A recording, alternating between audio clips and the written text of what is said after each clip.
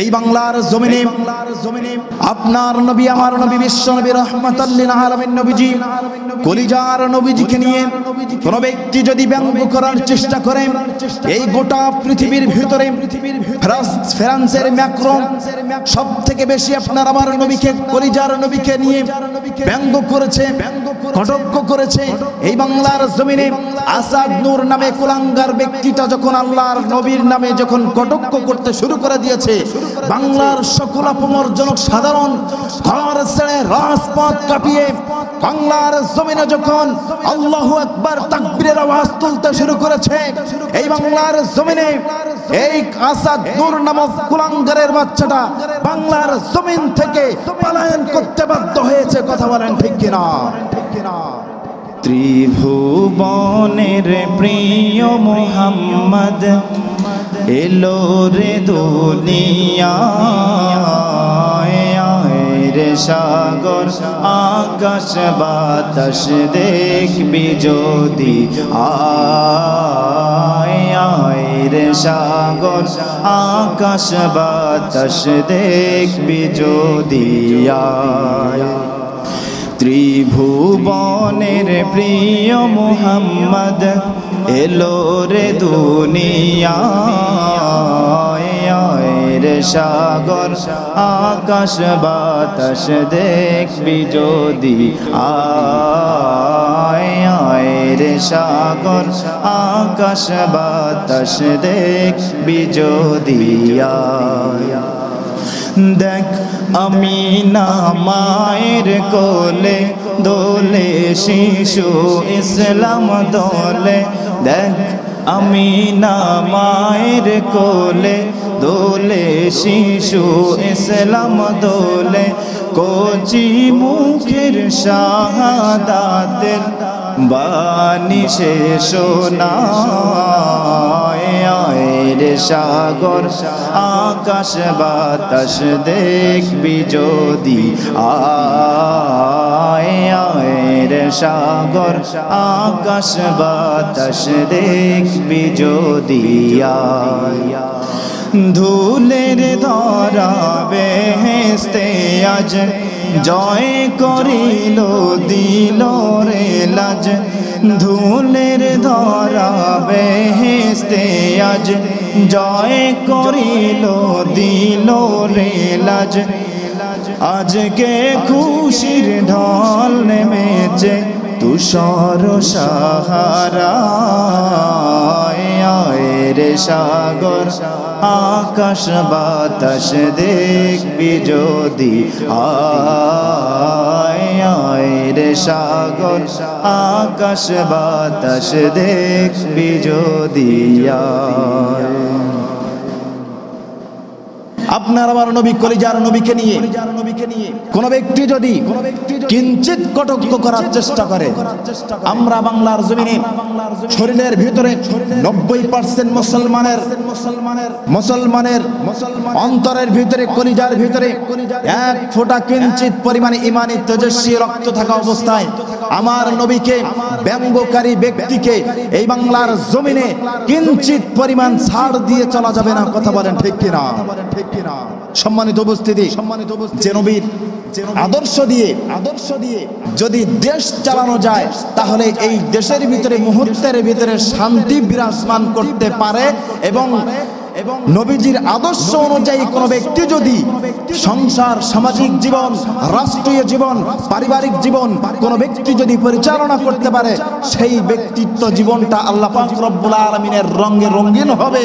তাহলে আমাদের সেই নবীজির রঙে রঙিন হওয়ার দরকার আছে না নাই? জোরে বলেন আছে না নাই? তবে আমাদেরকে এরকম নবীজির জীবনী নিয়ে শুধু আলোচনা করলাম, আর নবীজির সুন্নাত আমাদের শরীরের ভিতরে, আমাদের জীবনের ভিতরে নাই।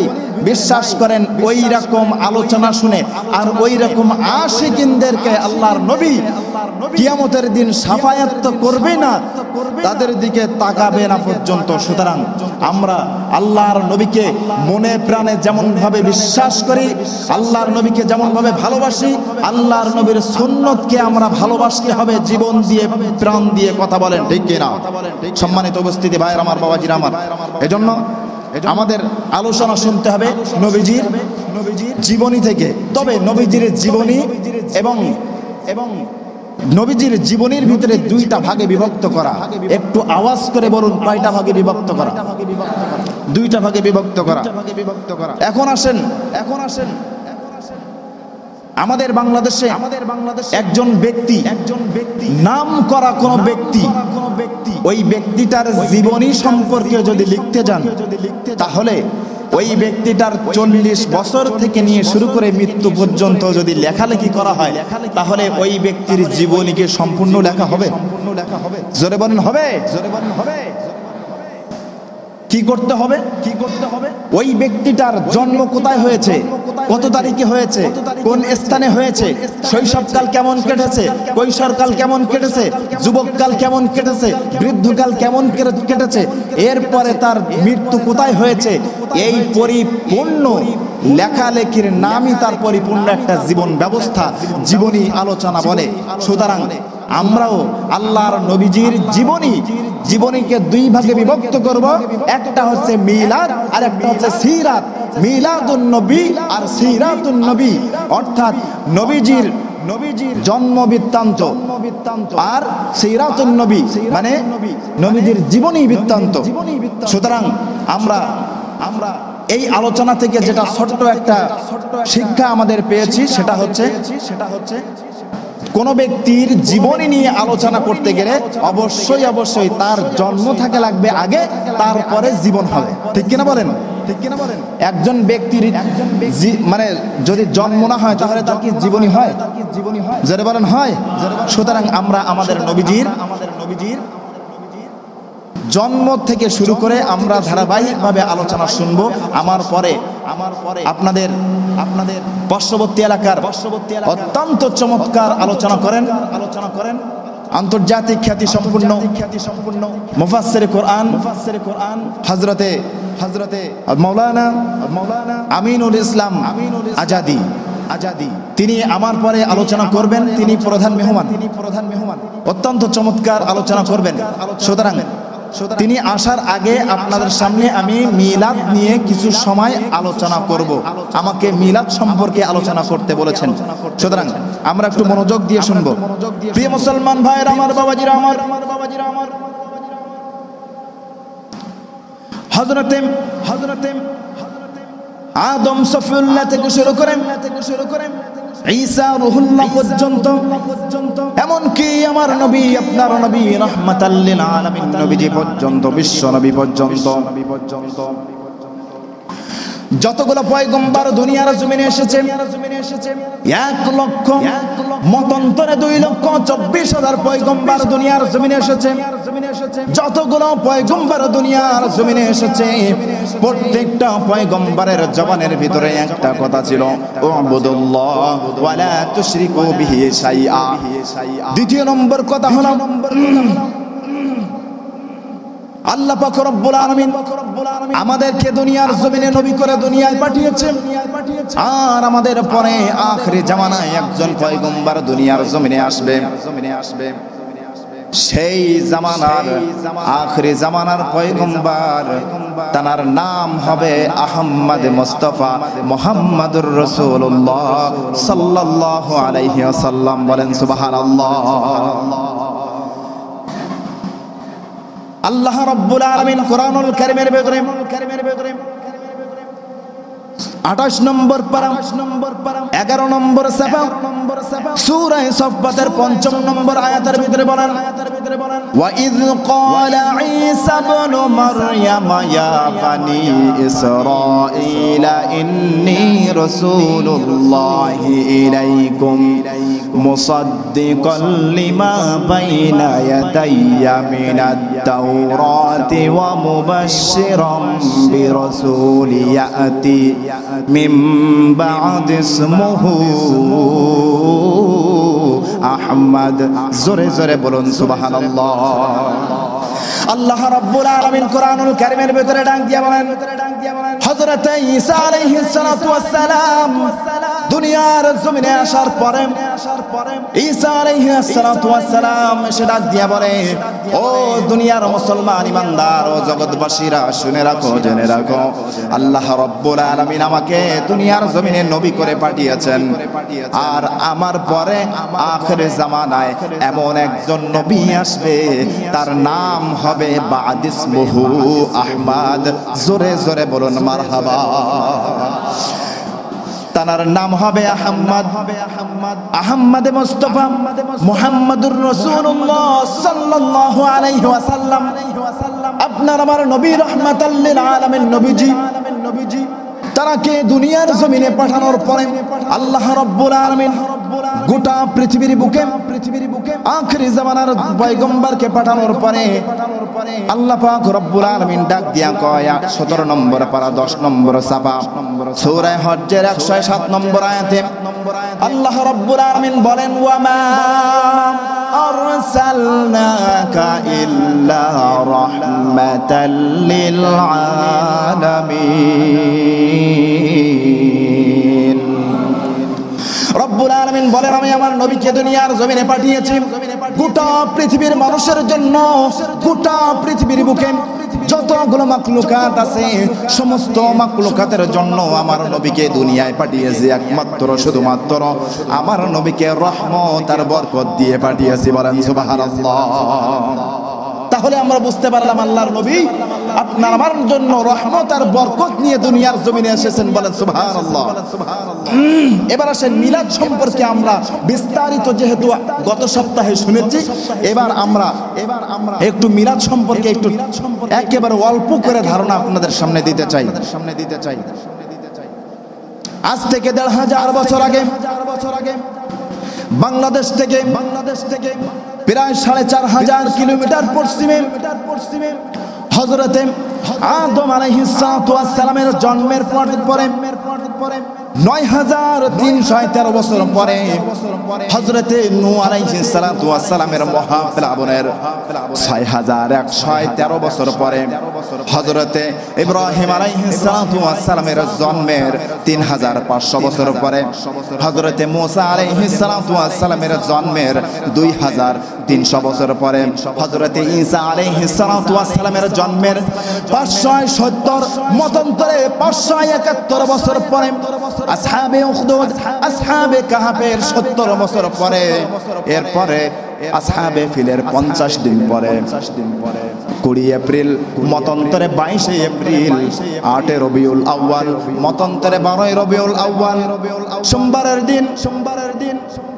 আখিরি জামানার পয়গম্বর আব্দুল্লাহর উদরে আব্দুল্লাহর ঘরে মা আমিনার উদরে মক্কা নগরীতে সুবহে সাদিকের টাইমে আল্লাহ রাব্বুল আলামিন তার পয়গম্বর রহমাতাল লিল আলামিন নবীজিকে দুনিয়ার জমিনে পাঠিয়ে গোটা বিশ্ববাসীর জন্য ধন্য আর বরকত বানিয়ে দিয়েছে। সুতরাং আমরা বুঝতে পেরেছি আল্লাহর নবী দুনিয়ার জমিনে এসেছেন আপনার আমার জন্য রহমত আর স্বরূপ আর বরকতময়।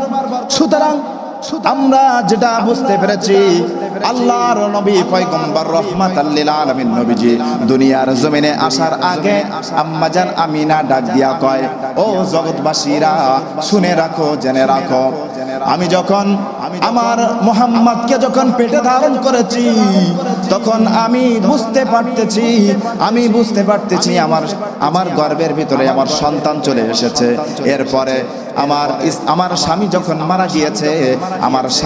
মারা গিয়েছে এরপরে ওই জামানায় একটা প্রথা ছিল, কোন ব্যক্তি যখন মারা যাবে ওই ব্যক্তির স্ত্রী কখনো কোনোদিন সুগন্ধি আতর গায়ে মেখে বের হতে পারবে না। ওই সময় আল্লাহর পয়গম্বর যখন তার মায়ের গর্ভের ভিতরে মা আমিনার গর্ভের ভিতরে তখন আম্মা জান আমিনা তখন মক্কার নগরীতে এলাকার ভিতরে যখন ঘোরাফেরা করতেছে, কাজ কাম করতেছে, কুয়া থেকে পানি উঠাচ্ছে। এমন সময় কিছু সংখ্যক নারীরা এসে আব্দুল মুত্তালিবের কাছে এসে বিচার দিতে শুরু করেছে। ও আব্দুল মুত্তালিব, শোনো শোনো শোনো, তোমার সন্তান আব্দুল্লাহ সে মারা গিয়েছে, কিন্তু তার স্ত্রী আমেনা সে সুন্দর আতর ঘেরান মেখে, সুগন্ধি আতর মেখে সেই এলাকায় ঘোরাফেরা করতেছে। এলাকায় ঘোরাফেরা যখন করতেছে, শুধু তাই নয়, একজন স্বামী মারা যাওয়ার পরে তার স্ত্রী কিন্তু কখনো আতর মাখতে পারে না। ও আব্দুল মুত্তালিব, আপনার ছেলের পুত্রবধূ সে সুন্দর আতর মেখে এলাকার ভিতরে ঘোরাফেরা করে কেন, একটু জানতে চাই। আব্দুল মুত্তালিব বাড়ি এসে ডাক দিয়া কয়, ও আমার সন্তানের বউ, ও আমার বৌমা, শোনো শোনো শোনো, এলাকার মানুষগুলো তোমাকে এইরকম একটা অপবাদ দিচ্ছে। তুমি এই আতর কোথায় পেয়েছো? কোন এলাকা থেকে কিনেছো? কোথা থেকে তুমি এই আতরগুলো কিনেছো? আর তুমি এই আতরগুলো কিনে তুমি পড়তেছো কেন? কেন তুমি গায়ে লাগাচ্ছ? তুমি কি জানো না তোমার স্বামী এই পৃথিবীর জমিন ছেড়ে দিয়ে পরলোক গমন করেছে? সুতরাং এই প্রথা আছে, তোমার স্বামী যেহেতু মৃত্যুবরণ করেছে, সুতরাং তোমার গায়ের ভিতরে কোনোদিন তুমি আতর সুগন্ধি মাখতে পারবা না। আম্মা জান আমিনা এবার দু চোখের পানি ছেড়ে দিয়ে ডাক দিয়া কয়, আব্বা জান, ও আব্বা জান, শুনে রাখো, জেনে রাখো, আমি জীবনে কোনোদিন আতর সুগন্ধি গায়ের ভিতরে মাখি নাই। তবে আমার সন্তান যেদিন থেকে আমার গর্ভের ভিতরে গিয়েছে, ওই দিন থেকে আমি উপলব্ধি করতেছি, আমার গর্ভের ভিতরে যেদিন আমার সন্তানটা ঢুকেছে, ওই দিনের পর থেকে আমার শরীর থেকে একটা জান্নাতি মেশক আম্বারের সৌঘ্রাণ বের হতে শুরু করেছে। প্রিয় মুসলমান ভাইয়েরা আমার, বাবাজিরা আমার, আল্লাহর নবী, বিশ্ব নবী, রাহমাতাল লিল আলামিন নবীজি যেদিন দুনিয়ার জমিনে আসবেন, দুনিয়ার জমিনে আসার আগে আম্মা জান আমিনা ডাক দিয়া কয়, ও জগৎবাসীরা শুনে রাখো, জেনে রাখো, দুনিয়ার সমস্ত কিন্তু আম্মা জান আমিনা ডাক দিয়া কয়, ও জগৎবাসীরা শুনে রাখো, জেনে রাখো, আমার মুহাম্মদ যখন আমার গর্ভের ভেতরে গিয়েছে, ওই দিন থেকে আমি কোনো দিন আমি বুঝতে পারি নাই আমার গর্ভের ভিতরে আমার সন্তান আছে। শুধু তাই নয়,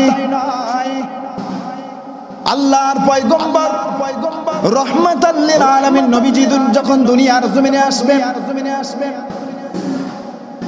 দিনের বেলা দিনটা আল্লাহর কাছে আফসোস করে বলতেছে, আল্লাহ, ও আল্লাহ, আমি দিন তোমার কাছে আমি আবদার করি, ও আল্লাহ,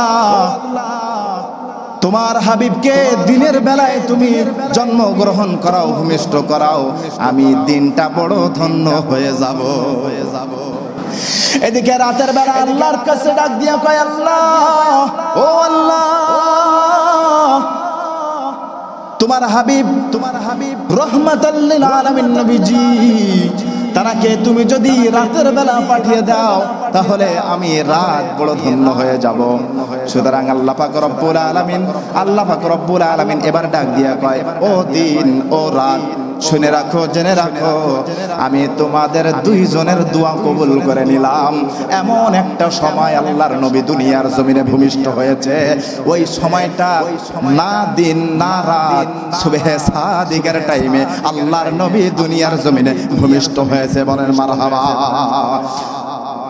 প্রিয় মুসলমান ভাইয়ের আমার, বাবাজিরা আমার, তাহলে আমরা বুঝতে পারলাম আল্লাহর নবী দুনিয়ার জমিনে আসবে, এটা আমরা আবিষ্কার করি নাই। এই মিলাদটা আমরা কিন্তু আবিষ্কার করি নাই। নবীজির 63 বছর জিন্দেগিটা একটু আপনি গবেষণা করে দেখুন, আল্লাহর নবীর 63 বছর জিন্দেগিতে আপনি যদি গবেষণা করতে পারেন, অবশ্যই বুঝতে পারবেন আদম সফিউল্লাহ থেকে শুরু করে ঈসা রুহুল্লাহ পর্যন্ত প্রত্যেকটা পয়গম্বরের মুখে ছিল আপনার আমার নবী। সুতরাং আপনার আমার নবী দুনিয়ার জমিনে আসবে, এই মিলাদটা আমরা আবিষ্কার করি নাই। এই মিলাদটা সর্বপ্রথম পালন করেছে আমার মাওলা, আমার আল্লাহ। আগমন তোমার হইছে মক্কায় হিজরত করিয়া গেলাম মদিনায় আগমন তোমার হইছে মক্কায় হিজরত করিয়া গেলাম মদিনায় মারহাবা মারহাবা ধ্বনি উঠিল মারহাবা মারহাবা ধ্বনি উঠিল আপনি যে পিয়ারা হায়াতুল নবী সকল নবীর সেরা নবী তুমি জনাবে মুহাম্মদ মুস্তাফা নবী সেই কারণে আজ তোমারি পাক নাম হৃদয় মাঝে একে রেখেছি সকল নবীর সেরা নবী তুমি জনাবে মুহাম্মদ মুস্তাফা নবী একটা জবান বন্ধ রাখবেন না চিৎকার মেরে বলুন সুবহানাল্লাহ প্রিয় মুসলমান ভাইরা আমার বাবাজিরা আমার তাহলে আমরা বুঝতে পারলাম আল্লাহর নবী বিশ্ব নবী রহমাতাল লিল আলামিন নবীজি দুনিয়ার জমিনে এসেছেন আপনার আমার জন্য রহমত স্বরূপ বরকতময় সুতরাং আল্লাহর নবী যখন দুনিয়ার জমিনে ভূমিষ্ঠ হয়ে গেল দুনিয়ার জমিনে ভূমিষ্ঠ হওয়ার পরে আল্লাহ পাক রব্বুল আলামিন ডাক দিয়া কয় ও দুনিয়ার মুসলমান ইমানদার শুনে রাখো জেনে রাখো আমার নবী দুনিয়ার জমিনে আসার পরে আমার নবী 40 বছর বয়স পর্যন্ত আমি আল্লাহ তাআলাকে কিছু সংখ্যক মানুষ বলতে থাকবে আল্লাহর নবী জন্ম থেকে নিয়ে শুরু করে একেবারে 40 বছর বয়স পর্যন্ত তিনি নবী ছিলেন না তিনি নবী ছিলেন না কিন্তু বিশ্বাস করো মুসলমান আল্লাহর নবীর কাছে জিজ্ঞাসা করা হয়েছে ওগো আল্লাহর হাবিব আপনি কবে থেকে নবী একটু আমাদেরকে একটু বলে দেন আপনি কবে থেকে নবী একটু বলে দেন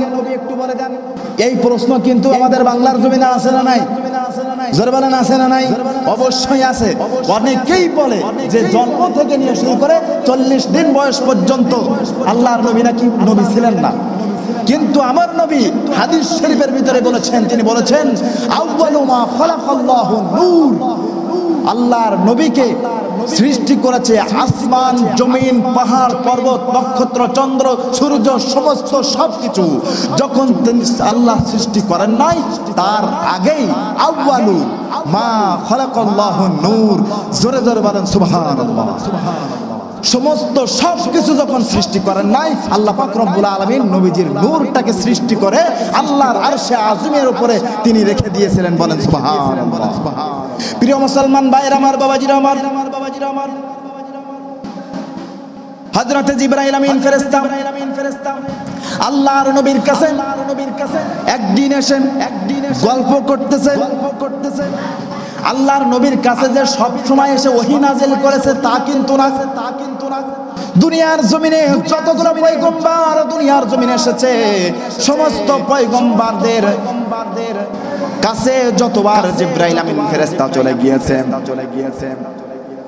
কারোর কাছে 50 বার কারোর কাছে 5 বার কারোর কাছে 40 বার কারোর কাছে একবার এইভাবে করে করে পৃথিবীর জমিন শুরু থেকে এই পর্যন্ত সমস্ত পয়গম্বরদের কাছে আল্লাহর জলিল কদর ফেরেশতা জিবরাইল আমিন ফেরেশতা চলে গিয়েছে কিন্তু আপনার আমার নবী রহমাতাল লিল আলামিন নবীজি তার 63 বছরের জিন্দেগিতে 24,000 বারেরও বেশি আল্লাহর নবীর কাছে জিবরাইল এসেছে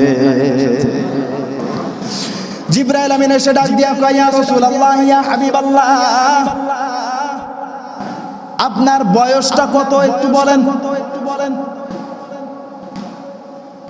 জিবরাইল আমিন ফেরেশতা যখন আপনার আমার নবীর কাছে যখন ডাক দিয়া কয় ইয়া রাসূলুল্লাহ ইয়া হাবিবাল্লাহ আপনার বয়সটা কত একটু বলেন নবীজি আমার ডাক দিয়া কয় ও আখি জিবরাইল ও ভাই জিবরাইল আমার বয়স কত আমি বলবো পরে আগে তুমি বলো তোমার বয়সটা কত সুবহানাল্লাহ বলেন সুবহানাল্লাহ আগে বলো তোমার বয়সটা কত এরপর আমি বলবো আমার বয়স কত এবার জিবরাইল আমিন ডাক দিয়া কয় ইয়া রাসূলুল্লাহ ইয়া হাবিবাল্লাহ আমার বয়স কত আমি কোনোদিন গণনা করে নাই, আমি বলতে পারবো না আমার বয়স কত, কিন্তু আমার একটা কথা স্মরণ আছে, আল্লাহ রব্বুল আলামিন যখন আমাকে সৃষ্টি করেছে, আল্লাহ রব্বুল আলামিন আমাকে যখন সৃষ্টি করেছে, সৃষ্টি করার পরে আমি আল্লাহর আরশে আযমের দিকে তাকিয়ে দেখি, আল্লাহর আরশে আযমের উপরে একটা তারকা জলজল করে জ্বলে।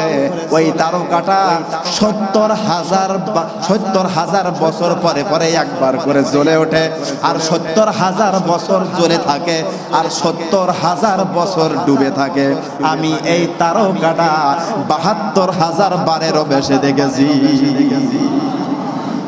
আমি এই তারকাটা ৭২,০০০ বারেরও বেশি দেখেছি।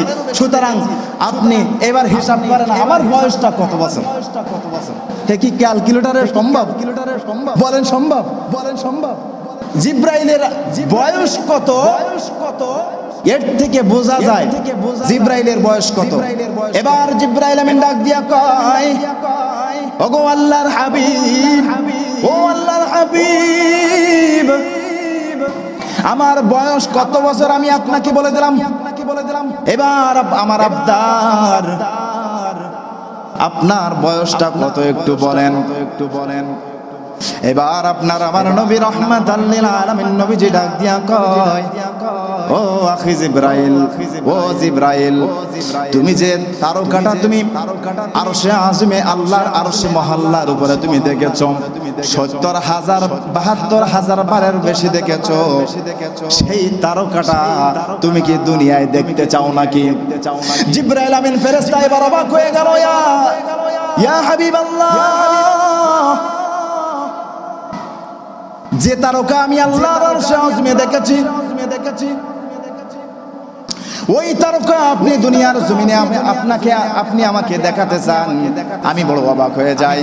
আল্লাহর পয়গম্বর ডাক দিয়া কয়, ও আখি জিব্রাইল, তুমি আমার পিঠের দিকে তাকাও, আমার বাম পাজরের দিকে তাকাও।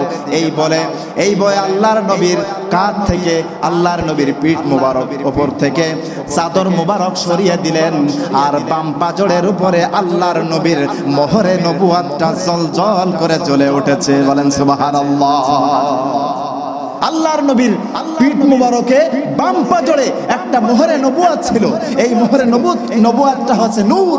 এই নূরটা আল্লাহ পাক রব্বুল আলামিন আউয়ালু মা খালাকাল্লাহু নূর, গোটা পৃথিবী যখন সৃষ্টি হয় নাই, আদম সৃষ্টি হয় নাই, মানুষ সৃষ্টি হয় নাই, আসমান জমিন পাহাড় পর্বত নক্ষত্র চন্দ্র সূর্য সমস্ত সব কিছু যখন সৃষ্টি হয় নাই, তখন আল্লাহ পাক রব্বুল আলামিন তার হাবিবের নূরটাকে সৃষ্টি করে আল্লাহর আরশে আযমের উপরে রেখে দিয়েছে।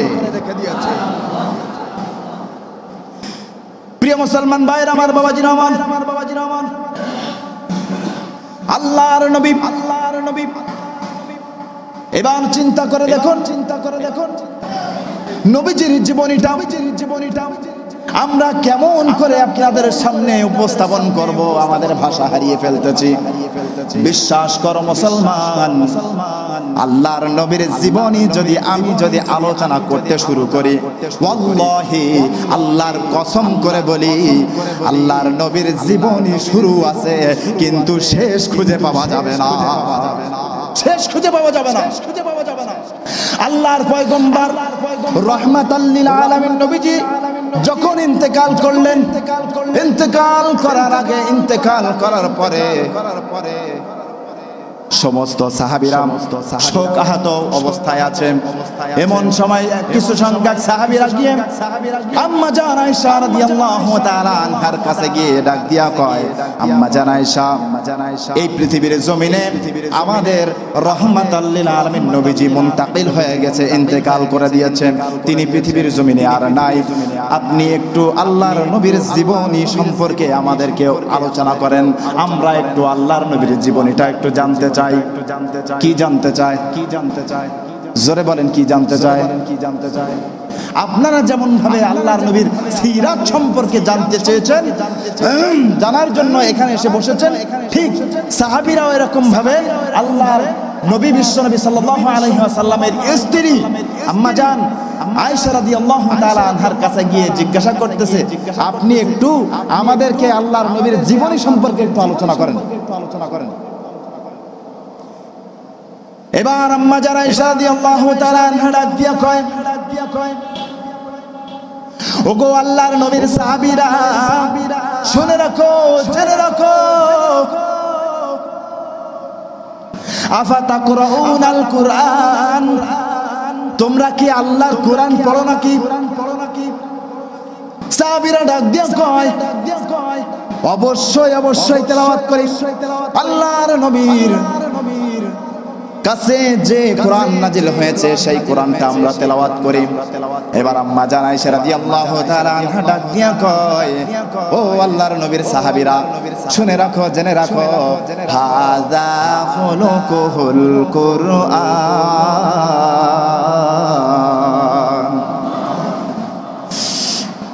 আম্মা জান আয়েশা রাদিয়াল্লাহু তাআলা আনহা ডাক দিয়া কয়, আল্লাহর নবীর সাহাবীরা, শুনে রাখো, জেনে রাখো, কোরআন শুরু থেকে শেষ পর্যন্ত সমস্ত কোরআনটাই হলো আল্লাহর নবীর জীবনী।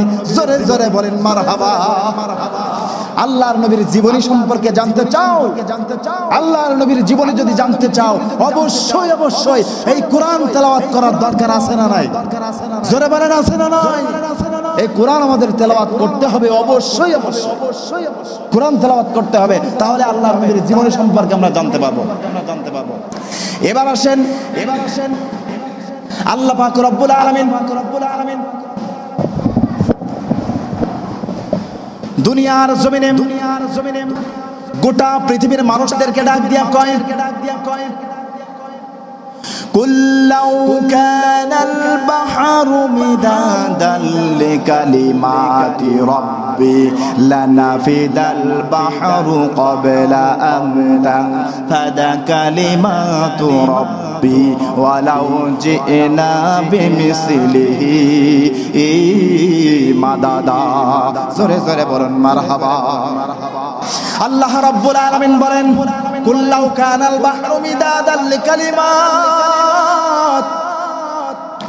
ও দুনিয়ার মুসলমান ইমানদার, তোমরা যদি আমি আল্লাহর কোরআনটাকে তোমরা যদি বর্ণনা করতে শুরু করো, লিখতে শুরু করো, তাহলে গোটা পৃথিবীর যতগুলো গাছ আছে সমস্ত গাছগুলো তোমরা যদি কলম করে ফেলো, আর এই পৃথিবীর জমিনটা তোমরা যদি খাতা স্বরূপ ব্যবহার করে ফেলো, আর যতগুলো সাগর, নদী, নালা, খাল, বিল আছে সমস্ত সাগরের পানিগুলো তোমরা যদি কালি বানিয়ে ফেলো, আর আমার কালামটা যদি তোমরা লিখতে শুরু করে দাও, তাহলে আমার কালামটা তোমরা গণনা করে লিখে তোমরা শেষ করতে পারবা না।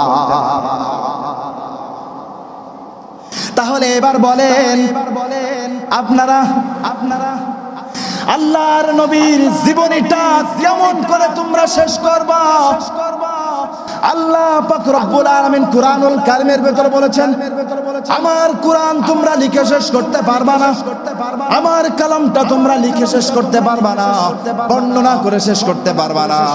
তোমরা যদি গোটা পৃথিবীটা তোমরা যদি কলম বানিয়ে ফেলো, গোটা পৃথিবীটা তোমরা যদি খাতা বানিয়ে ফেলো, তাহলে আমার কালামটা তোমরা লিখে শেষ করতে পারবা না। এবার সজাগ সচেতন মুসলমান, আপনাদের কাছে আমার ছোট্ট একটা প্রশ্ন আছে, আপনারা বলেন তো দেখি, যে কোরআন লিখে শেষ করা যাবে না, সেই কোরআনের ভিতরে আল্লাহর নবীর জীবনী আছে, এবার বলেন নবীজির জীবনী কি শেষ করা যাবে? জোরে বলেন যাবে।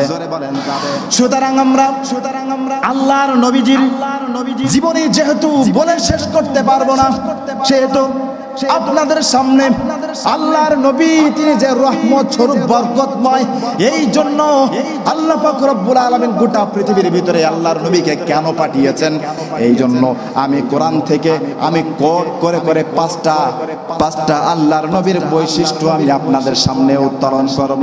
একটু আওয়াজ করে বলুন কয়টা বিষয়? জোরে বলুন কয়টা বিষয়? 5টা বিষয় আপনাদের সামনে উপস্থাপন করব। আল্লাহ রাব্বুল আলামিন বলেন 17 নম্বর পারা 10 নম্বর সাবা সূরা হজ্জের 107 নম্বর আয়াতে রব্বুল আলামিন তিনি বলেন ওয়ামা আরসালনাকা ইল্লা রাহমাতাল লিল আলামিন।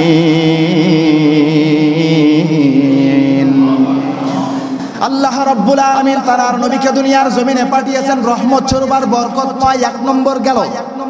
2 নম্বর রব্বুল আলামিন তিনি ডাক দিয়া কয় 4 নম্বর পারা 10 নম্বর সাবাম সূরা আলে ইমরানের 159 নম্বর আয়াতে তিনি বলেন ফাবিমা রাহমাতিম মিনাল্লাহি লিনতা লাহুম ওয়ালাউ কুনতা ফাজ্জান গালিযাল কলবি লানফাদ্দু মিন হাওলিক। জোরে জোরে বলুন মারহাবা। 2 নম্বরে আল্লাহর নবীর বৈশিষ্ট্য হলো নবীজি দুনিয়ার জমিনে এসেছেন শত্রুর প্রতিও রহমত নিয়ে। কার প্রতি রহমত? আলোচনা কি শুনতেছেন? শত্রুর প্রতিও রহমত নিয়ে এসেছেন। আল্লাহর পয়গম্বর রাহমাতাল লিল আলামিন নবীজি দুনিয়ার জমিনে আসার পরে আল্লাহর কাছে হাত উঠায় দিয়ে বলতেছে, ও পরওয়ারদিগার মাবুদ, তোমার কাছে আমি হাত জোর করে বলি। তোমার হাবিব তোমার কাছে হাত উত্তোলন করে দিয়ে বলতেছে, ও আল্লাহ, অন্য পয়গম্বররা দুনিয়ার জমিনে আসার পরে তাদের উম্মতেরা যখন গুনাহ করেছে সমস্ত উম্মতদেরকে তুমি নিমিষের ভিতরে গজব দিয়ে তাদেরকে তুমি ধ্বংস করে দিয়েছো। সুতরাং আমি হলাম রাহমাতাল লিল আলামিন নবী।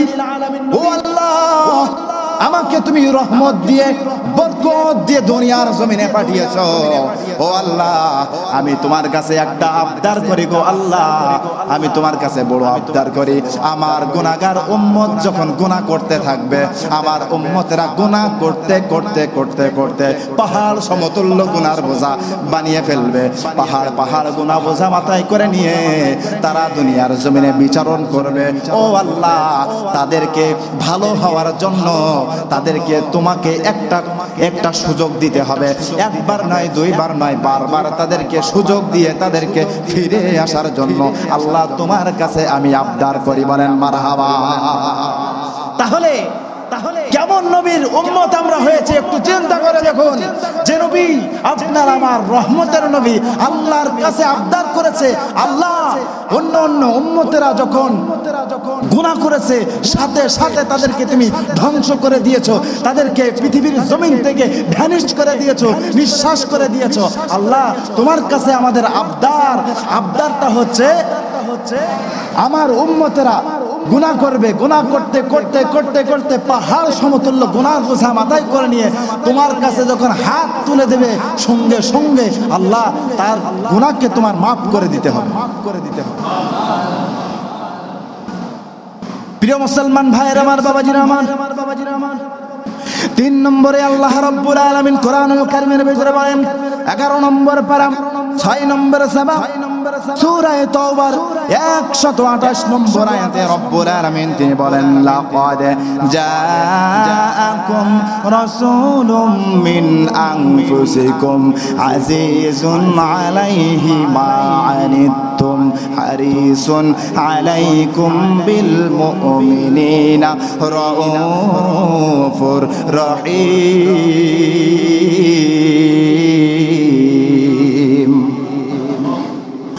আল্লাহ রাব্বুল আলামিন বলেন আমার নবীকে দুনিয়ায় পাঠিয়েছি, আমার নবীর উম্মতদের শত কষ্টগুলো, সমস্ত কষ্টগুলো আল্লাহর নবীর সহানুভূতিশীল হিসাবে আমার নবীকে দুনিয়ায় পাঠিয়েছি। আমাদের কষ্টগুলো পৃথিবীর জমিনে কেউ দেখুক আর না দেখুক, আমাদের কষ্টগুলো কেউ বুঝুক আর না বুঝুক, আমাদের কষ্টগুলো বোঝেন একমাত্র আপনার আমার নবী রাহমাতাল লিল আলামিন নবীজি। জোরে জোরে বলুন মারহাবা। আপনার আমার কষ্টগুলো পৃথিবীর কোন ব্যক্তি বুঝুক আর না বুঝুক, বিশ্বাস করো মুসলমান, এই পৃথিবীর জমিনে আপনার আমার নবী রাহমাতাল লিল আলামিন নবীজি রওজা পাকের ভিতরে শুয়ে শুয়ে আপনার আমার কষ্টগুলো তিনি অনুভব করতেছে। বলেন সুবহানাল্লাহ। সম্মানিত উপস্থিতি ভাইয়ের আমার, বাবাজির আমার, এই জন্য আমাদেরকে বুঝতে হবে এত বড় পাওয়ারফুল নবী আমরা দুনিয়ার জমিনে পেয়েছি, যেই নবীর উম্মত আমরা হয়েছি বিনা দরখাস্তে।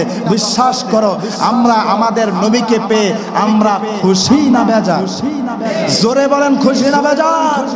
এই পৃথিবীর জমিনে কোন দেশ যদি আল্লাহর নবীর চরিত্র অনুযায়ী যদি দেশ গঠন করার চেষ্টা করে, এই পৃথিবীর ভিতরে শান্তি অচিরেই চলে আসবে। চিৎকার মেরে বলুন ঠিক কিনা? সম্মানিত উপস্থিতি ভাইয়ের আমার, বাবাজির আমার, এই জন্য আল্লাহর নবীর জীবনী নিয়ে আমাদের আলোচনা শুনতে হবে, বুঝতে হবে, সেই অনুযায়ী চলার দরকার আছে না নাই? জোরে বলেন আছে না নাই? সম্মানিত ভাইয়ের আমার, বাবাজির আমার,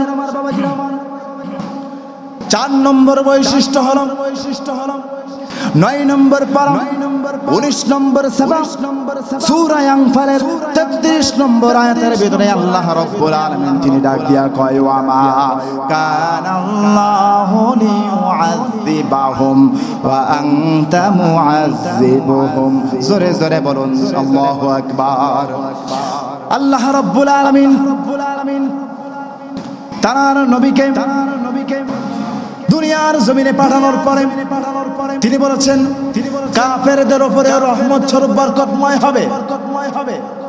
আল্লাহর নবী যখন 10,000 সাহাবীদেরকে নিয়ে যখন মক্কা বিজয় করলো, মক্কা বিজয় করার পরে মক্কার জমিনে সবাই সমস্ত কাফেররা পলায়ন করতেছে, এদিকে ওদিকে সেদিকে চলে যাচ্ছে। এমন সময় আল্লাহর নবী তখন তিনি এলাকার ভিতরে ঘোরাফেরা করতেছে, এমতো অবস্থায় তিনি দেখতে পেয়েছেন একজন বুড়িমা সে অনেক ভারী কিছু টোপলা টুপলি নিয়ে তিনি হাঁটতেছে। এমন সময় আপনার আমার নবী রাহমাতাল লিল আলামিন নবীজি কেমন রহমতের নবী, চিন্তা করে দেখুন। আল্লাহর নবী রাহমাতাল লিল আলামিন নবীজি ওই বৃদ্ধা ওই মহিলার কাছে গিয়ে বলতেছে, ও বুড়িমা তুমি এত ভারী জিনিস নিয়ে কোথায় চলে যাচ্ছ? ওই বুড়িমা ডাক দিয়া কয়, তুমি কি শোনো নাই কিছুদিন আগে এই মক্কার জমিনের উপরে মুহাম্মদ আব্দুল্লাহর বেটা মুহাম্মদ নামক একজন ব্যক্তি সে আক্রমণ করেছে, আক্রমণ করে আমাদের সকলকে মারধর করে আমাদেরকে পিটিয়ে এই জমিন থেকে বের করে দিচ্ছে। বুড়িমা কার সাথে কথা বলতেছে? জোরে বলেন কার সাথে? আল্লাহর নবী রাহমাতাল লিল আলামিন নবীজির সাথে বলতেছে। এবার আল্লাহর নবী ডাক দিয়া কয়, ও বুড়িমা মুহাম্মাদের ভয়ে তুমি পলায়ন করতেছো, কোথায় যাবা? বলল ওই যে দূরে একটা জায়গা আছে ওই জায়গায় যাব। আল্লাহর নবী তিনি বলতেছেন, ও বুড়িমা তোমার কাছে অনেকগুলো ভারী জিনিস আছে, এই জিনিসগুলো তুমি আমার কাঁধে তুলে দাও আর তুমি হাঁটতে থাকো, তোমার পিছন পিছন আমি হাঁটতে শুরু করে দেব। বুড়িমার অন্তরের ভিতরে কিন্তু এবার সন্দেহ শুরু হয়ে গিয়েছে। সন্দেহ আছে না নেই? আমাদের যদি হঠাৎ করে কোনো ব্যক্তি যদি এসে বলে, ও ভাই আমি তোমার সহযোগিতা করব, তাহলে হঠাৎ করে একটু সন্দেহ লাগে না? এত সন্দেহ লাগে কিন্তু স্বাভাবিক। এবার বুড়িমা ডাক দিয়া কয়, তুমি কি আমার কাছ থেকে টাকা পয়সা নেওয়াটাই লেগেছো নাকি? আল্লাহর নবী ডাক দিয়া কয়, ও বুড়িমা তোমার কাছ থেকে 1 পয়সা নেওয়ার জন্য আমি উপকার করতেছি না। ও বুড়িমা শুনে রাখো, জেনে রাখো, তোমার টোপলাগুলো, তোমার এই ভারী কাপড়গুলো, কাগজগুলো, পাত্রগুলো তুমি আমার কাছে আমার কাঁধে তুলে দাও, আমি তোমার এই কাপড়গুলো এই কাগজগুলো আমি নিয়ে চলে যাব তোমার গন্তব্যস্থানে। এবার বুড়িমা একটু আশ্বস্তি হয়ে বলতেছে, ঠিক আছে তুমি আগে যাওয়া আর আমি পিছন থেকে তোমাকে বলে দেব, তুমি আমাকে আমার কথা অনুসরণ করে তুমি আমার ওই জায়গায় নিয়ে যাওয়া। এবার বুড়িমার এই কথা শোনার পরে আপনার আমার নবী রাহমাতাল লিল আলামিন নবীজি এবার পথ চলতে শুরু করে দিয়েছে। এবার চলতে গন্তব্য স্থানে গিয়ে এবার বুড়িমা ডাক দিয়া কয়, ও আমার সহপাঠীরা কোথায় আছো? জলদি করে আসো। এবার সহপাঠীরা সহ এলাকার মানুষেরা সবাই এক জায়গায় হয়ে গেল। এবার সবাই এলাকার ভিতরে এসে দেখলো, হাই যে মুহাম্মাদের ভয়ে আমরা পলায়ন করে আমরা আরেক জায়গায় অবস্থান করতেছি, সেই মুহাম্মদ আজকে আমাদের সামনে। জোরে জোরে বলেন সুবহানাল্লাহ। সুবহানাল্লাহ। এবার সমস্ত কাফেরেরা এবার ডাক দিয়া কয়, ও বুড়িমা তুমি কাকে সাথে করে নিয়ে এসেছো? হায় হায়, আমরা যার ভয়ে মক্কার জমিন ছেড়ে দিয়ে আমরা এই জায়গায় এসে পলায়ন করেছি। হায় হায় হায়, তুমি সেই মুহাম্মদকে আমাদের কাছে নিয়ে এসেছো, এবার তো বড় ক্ষতি হয়ে গেল। এবার আল্লাহর পয়গম্বর রাহমাতাল লিল আলামিন নবীজি এই সমস্ত অনেকগুলো মানুষদেরকে দেখার পরে তিনি ডাক দিয়া কয়, আমি তোমাদের জন্য ভয়ঙ্কর নয়, আমি তোমাদের সকলকে নিয়ে যেতে এসেছি। চলো চলো চলো, তোমাদের সকলের বাড়ির দিকে চলো। এই দৃশ্য দেখার পরে সমস্ত কাফেরের গোষ্ঠীরা তারা ওই জায়গায় দাঁড়িয়ে বলতেছে, তুমি যদি আমাদেরকে মারো না মারো, আমাদের পূর্বের জায়গায় যদি ফিরিয়ে যাবার অনুমতি দাও, তাহলে আমরা ধরে নেব তুমি সাধারণ কোনো মানুষ না, এই পৃথিবীর জমিনে আল্লাহর পাঠানো মেসেঞ্জার রহমাতাল লিল আলামিন। জোরে জোরে বলেন মারহাবা। রহমতে আলম নবী নূরে মুজাসসাম, সাহাবীরা আতর বানায় ওই নবীজির ঘাম। বলো না, সাহাবীরা আতর বানায় ওই নবীজির ঘাম। চিনো জানো মানো কেমন আমার নবীজির, যাহার প্রেমে চন্দ্র সূর্য তারকারাজি। বলো না, চিনো জানো মানো কেমন আমার নবীজির, যাহার প্রেমে চন্দ্র সূর্য তারকারাজি। তোমরা আরো শুনবানি ও শ্রীরামপুর এলাকাবাসী, আরো শুনবানি ও মহল্লাবাসী, জান্নাতের ওই রুমে লেখা নবীর নাম। বলো না, জান্নাতের ওই রুমে লেখা নবীর নাম। রহমতে আলম নবী নূরে মুজাসসাম, সাহাবীরা আতর বানায় ওই নবীজির ঘাম। একটা জবান বন্ধ রাখবেন না, জোরে জোরে বলেন মারহাবা। দিদি ভাইরা আমার, বাবাজিরা আমার, এবার আসেন পঞ্চম নম্বর বলে আমার আলোচনা আমি শেষ করে দেব। পঞ্চম নম্বর হলো 30 নম্বর পারা 17 নম্বর সাফা সূরা দুহার 11 নম্বর আয়াতে আল্লাহ রাব্বুল আলামিন বলেন, ওয়ালা সাওফা ইউতিকা রাব্বুকা ফাতারদা।